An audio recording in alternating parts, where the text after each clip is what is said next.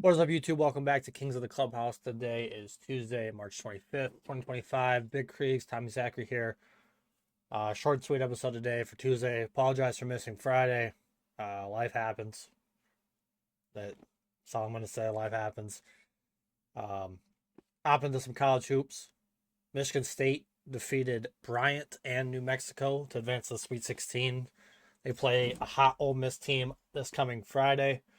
Should be a good game. We'll talk more about that in Friday's episode. But yeah, good start to the tournament. It's nice to see a second weekend of March Madness. Yeah, I agree.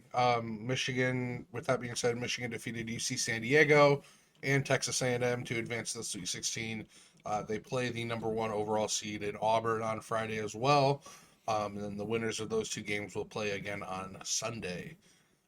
So it's Auburn's going to be a tough matchup against Michigan. Michigan seems to have um, found the way they need to play. A&M was a really good team. I was actually kind of shocked to see us beat them. Anything past the first weekend was house money for I think most Michigan fans when it comes to basketball. Especially with how the later half of the season panned out before the Big Ten tournament. So I think it's like Zach said, it's exciting to see both our teams doing well, and we could have a chance where they match up against each other in the tournament. Which would be crazy. It's very hard to beat a team three times, so that worries me a little bit. Yeah. I did see a stat though, since we are talking about Michigan and Michigan State. I was gonna say it in our group chat, but I figured I'd save it for the show. So over the last 10 years, Michigan State does have more tournament appearances. But Michigan has more tournament wins, more Sweet 16 appearances and wins, more Elite Eight appearances, more Final Four wins, and more national title appearances. So Okay, go from when for Izzo got there till now for Michigan and Michigan State. you're right, 25 years, it's a long time, but the last 10, it's a little closer than people think. Still haven't won anything though, so I will throw that at you. That's fine. You couldn't even taste a national championship in football. That's fine. You guys cheated to do it, so Sweet 16. Not true. Winners Sweet win. 16 teams are Auburn, Michigan, Ole Miss, MSU. On the left side, Florida, Maryland, Texas Tech, Arkansas, Duke, Arizona, BYU, Alabama, Houston, Purdue, Kentucky, and Tennessee. Not a whole lot of upsets this year. The biggest one would be McNeese beating Clemson in the first round. Clemson. But besides that, it's not. There's no big upsets. I think that said this was the first year since 2017 where a 1 through 4 seed didn't lose in the first round, and Yeah. only the second time since like 2008. Yeah, all one seeds made the Sweet 16. Really, aside from the McNeese Clemson, the only other big like upset was Arkansas and St. John's. Arkansas getting the win over there, but with Cal, with the experience that they have and the familiarity that they have with each other, yes, they were. St. John's was favored, but That Arkansas team was better. it's St. still John's didn't play anybody this year. They were overhyped. no, and they shot the ball. I think they went like 4 for 40 or something like that from the 3-point line. So I mean, they live and die by the three, but it didn't work out for them. And Cal has that Arkansas team playing well. I do actually think they're going to win their first round matchup, and it's going to be Arkansas Florida in the Elite Eight for that side of the bracket. Yeah, that wasn't a snooze fest. There was a lot of not close games, which was I would say this has been the most boring March Madness first weekend of March Madness we've had in a while. We did have a buzzer beater Sunday night, which was cool. That people are trying to walk back now because it was a travel. They're not going to call that in real time. It wasn't either. He knocked the ball out of his hand. You get that extra. It's a loose ball. Right, but the gather step or whatever isn't a thing in college compared to the NBA, so there's people on split on both sides of it. it was needed. I think it's, you know, you're going to see this a lot in all the college sports now. The transfer portal is going to make the bigger teams and the more notable teams better. You know, where it was, you could have one guy, if you're a mid-major team, you could have that one guy that's really, really good, and he could carry it to the Sweet 16. But now those guys, they have one good year or a half a good season at a mid-major, and they're getting plucked from you know, a Power Five conference. And so who knows if it's ever going to be fixed, but the transfer portal yet again seems to not be doing that well in the college aspect of things. It helps, it hurts, just like NIL. Well, that's the thing, is like the transfer portal already opened. Like Pippen from Michigan Yeah. already said he's leaving, and his team's still playing. Yep. That's definitely something that needs to be fixed and across all areas of college. Portal. Between Division One and Division Two, there were 1,800 people that entered the transfer portal. There needs to be, that shouldn't open until the season's over for everybody. But, yeah. I mean, it's the same thing for football. You know, there were people decommitting from Penn State entering the transfer portal before their game. So like, it's, you know, it's not just basketball, it's affecting all sports. Yeah, it's something that needs to be fixed. Hopefully it does get fixed in the next year or two. We need a competent mind running both, not a money hungry mind.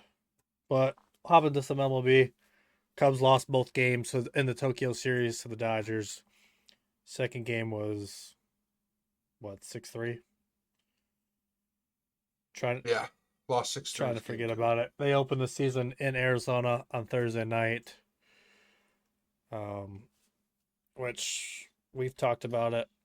This first month of the season is not easy.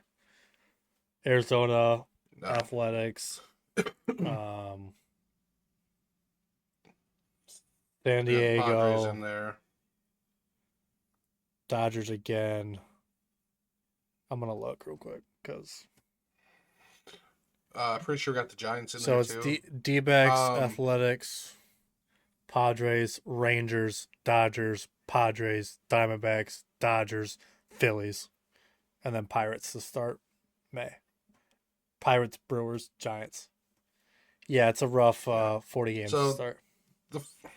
Yeah, it's definitely if we come out of this stretch, I know we were talking about it. If we come out of here at 500 after this first month, I think we're more than happy with it. Especially with, you know, the teams that we're playing. I think it also, you know, you got to take into effect that these West Coast teams, it's not how we're going to be used to playing.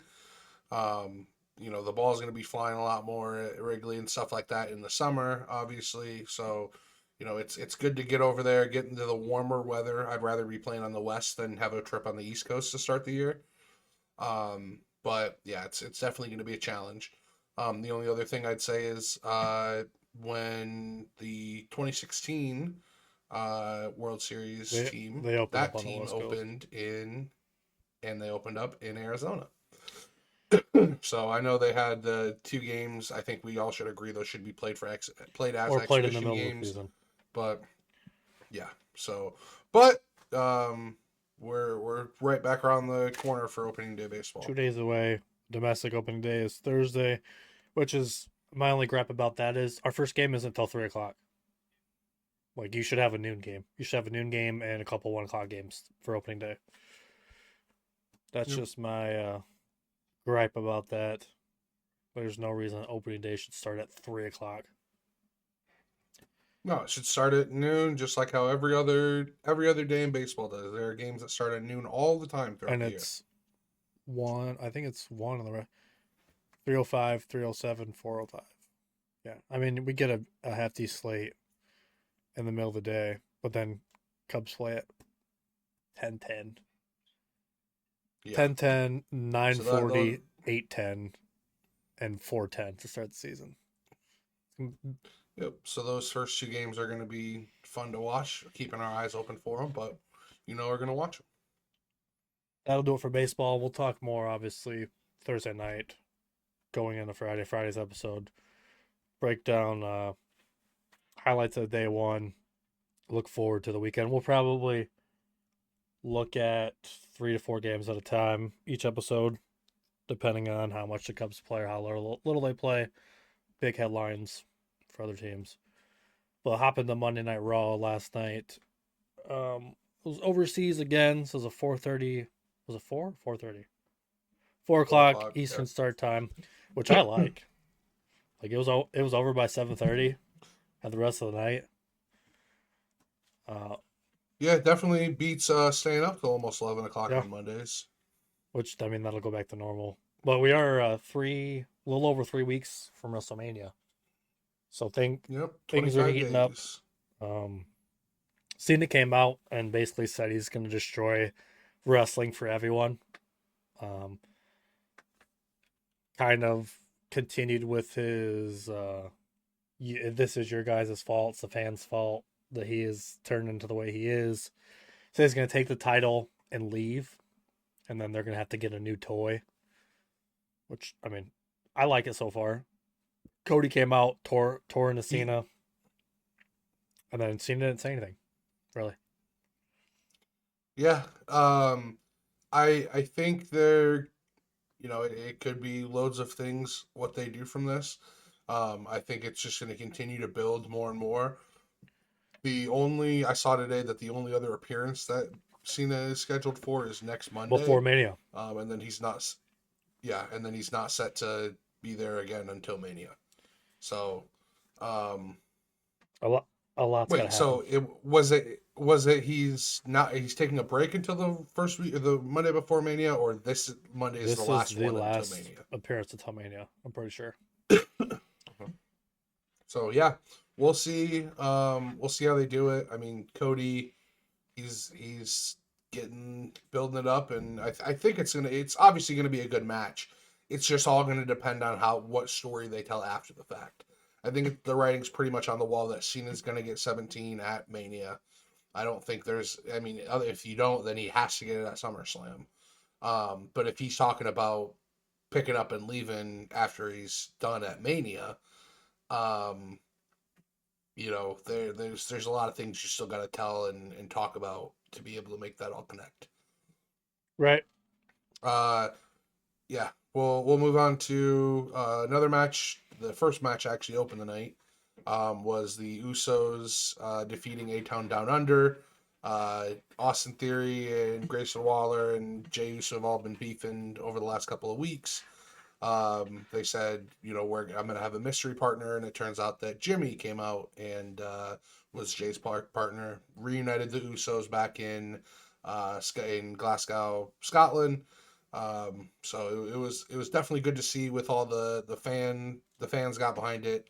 I wasn't a fan of it personally. I'm picky. I want them to be two separate superstars, especially with how much they've been trying to build them. And yeah, the match ended. Gunther came out, attacked Jay. Jimmy came and saved him, saved the day. They are as good as brothers, good terms as brothers can be, I think, especially with the history between those two, with the up and downs that WWE has been dealing with, if they're friendly brothers or enemies. But we get a Jimmy versus Gunther match next week. And Jimmy smacked the absolute piss out of Gunther. Smacked him hard. Obviously, when they're standalone segments like that, you want to make sure they look as real as possible and make sure that everything is to a T. But I haven't seen a smack like that in a minute. That was a hard smack. And it sold it for me. Like, that got me excited for next week's match. Yeah, smacked the absolute shit out of him, which is needed sometimes. Like, add some effect to it. I'm not excited for that match either. He's gonna beat him down. Jimmy. Oh yeah, that's what I'm excited for. Gunther is just gonna chop the living fuck out of him. Still not interested in that feud. I really hope Gunther wins and then let him go on a run after that of just beating good wrestlers. He did have a before the slap. Jimmy basically was like, "Hey, like this Jey Uso isn't going to win. You're turning kind of a mockery of yourself. Which, I mean, they're turning the botch from last week into storyline, which is smart. But I'm still not interested in the match. Yeah, they played into it today yesterday where Jay had a perfect spear lined up and ended up slipping and caused Gunther to get into him and just continue to beat him down. So we'll see. It's looking like they're gonna put Jay over at Mania and have him win it and finally overcome Gunther. But I just feel like that you just bury Gunther so hard if you do that, and he can be a real great champion. I think. Yeah, they definitely haven't helped him, and by any means. Speaking of champions, Lyra successfully defended her IC title versus Raquel. Lyra got attacked afterwards by Raquel and Liv. Bayley came to her aid. So we don't know exactly what they're going to do with that. Maybe Bayley versus Lyra at Mania, or Lyra and Bayley versus Liv and Raquel at Mania for the titles. It's kind of... It was super quick and super new, so there's like no groundworks for anything. Obviously, Liv and Raquel need challengers, but I would prefer you don't intertwine the mid-card title with the tag titles at Mania. Yeah, I feel like you would just be doing it a disservice if the first Mania that you have two women's one of them titles, doesn't you defend don't have them. Yeah, so like I could see them putting this to a Bayley versus Lyra and you know having either Bayley help get Lyra over more than she is, or give Bayley another run that's not a main card title so she can continue to work and have her fan favorite moments. So into the another just short segment on the mat or in the show. Io, Bianca, and Rhea all came out, interrupted Pierce each time. Well, Adam Pierce came out first, started talking. Bianca or Io interrupted him, started talking some more. Bianca interrupted him, started talking some more. Rhea interrupted him. They all got into the ring, and he finally says, Rhea's getting her rematch clause with Io, and it's going to be next week. And Bianca's going to be the ref. So it's looking like how we said it before. They're just going to put these three in a match at Mania and have them go at it and have Rhea probably come out on top. Monday will probably be a no contest. They'll have some ending that sets them up for Mania. But I'm fine with that match. Like, I think they won't main event night one because Seth, Roman, and Punk will. But that if it wasn't for that match, they would definitely main event night one. I think it'll be good. I think next week will be good. I like the story they're building with that. I know some people are complaining, but I mean, those are, besides Liv, those are the three most over wrestlers you got right now on the women's side. Yeah, I think there's without a doubt. Do you think there's a chance we see Rhea turn heel at Mania? No. Because I mean, Io's pretty over right now. Io's over, but they're all over. So, and Rhea just got done being heel. So I don't think they flipped a switch this quickly again. Yeah. Yeah.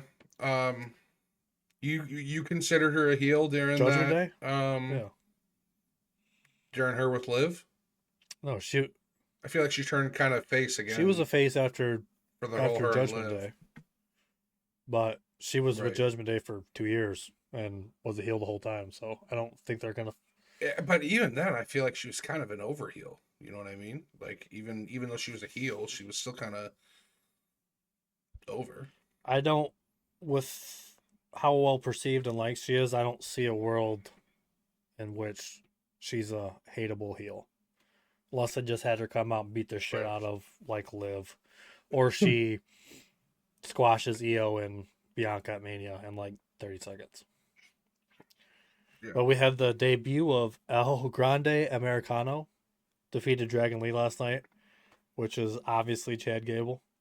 He The big He American, had baby. a sick note, doctor's note, saying he can't wrestle last night. So then El Grande got his debut. It was a good match though. Like this, I'm interested in the storyline. It's serious, but it's also goofy at the same time. So I mean, I'm enjoying it. The thing with Chad Gable is he can be as goofy as he wants because he's so technical at wrestling. It makes up for it. Like he can be as silly, like that whole doctor's note thing. I got a chuckle out of it. I'm not gonna lie. Just when was the last time a doctor's Yeah. note got brought in for a excuse to get out of a WWE match? So I'm excited to see what they do for it. Dragon Lee got his mask taken off, and that's kind of how. And El Grande Americano put him in the ankle lock or the Gable lock, whatever you want to call it. And that was the end of the match. So I'm sure there's going to be something with them at Mania with Ray, or they have some. I don't know. They're going to have something for them all to do at Mania, and where he finally gets revealed as he's going to be Chad Gable. Yeah. Like I said, I'm enjoying it a lot. It's good comedy and actual wrestling. It's the entertainment and the wrestling aspect. But the main event, Braun Breaker defended his IC title versus Penta. Breaker won via DQ. Haven't yawned all morning. Finn and Dom attacked Braun, ending the match, and they both beat him down and stood tall over him. So I would assume we're going to get a multi-man match at Mania. I think this was the way of giving Penta his solo match without him eating a pin, without Braun eating a pin, but also setting up this multi-man match for WrestleMania. I think it's going to be Finn, Dom, Braun, and Penta. You think four-way? You think Ludwig gets thrown I in don't there know. too? He hasn't Maybe been on TV. He wasn't on TV this week. he was last week though. Who knows? It's easier. They could do whatever with it. I mean, they could throw uh, Ludwig and Pete Dunne in there for shits and giggles, make it a six-man. That'd be insane. Yeah. But good ending to the show. I don't like that they're shooting around the 2.5 hour mark. Like I feel like there's they could do more, and there's no time restraint. Like you don't have the network in your ear saying, "Hey, 5 minutes till end a show, 6 minutes, whatever." Like they Right. can go as long as they want. And the only other thing that I would say that I dislike with the moving to Netflix for Raw, they told us they weren't going to censor stuff out anymore. And there were multiple times yesterday where the crowd was chanting "fuck you, Cena" or "shut the fuck up," and they were blurting it out. I understand it's fuck, so maybe it's a little different because of that. But like even sometimes during the holy shit moments, I don't know if it's just muscle memory, they still will blurt it out. So like it's what are we doing? Well, they're trying to keep their TV rating. It's 100%. Right. I understand. But that's going to do it for today. Appreciate you guys hanging out. Drop a like, comment, subscribe. All that fun stuff. It helps us out more than you know. Keep growing the channel. I've got nothing else. You got anything? No, sir. That is all. All right. Well, that being said, though, we'll catch you guys on Friday. Have a good rest of your week. Peace.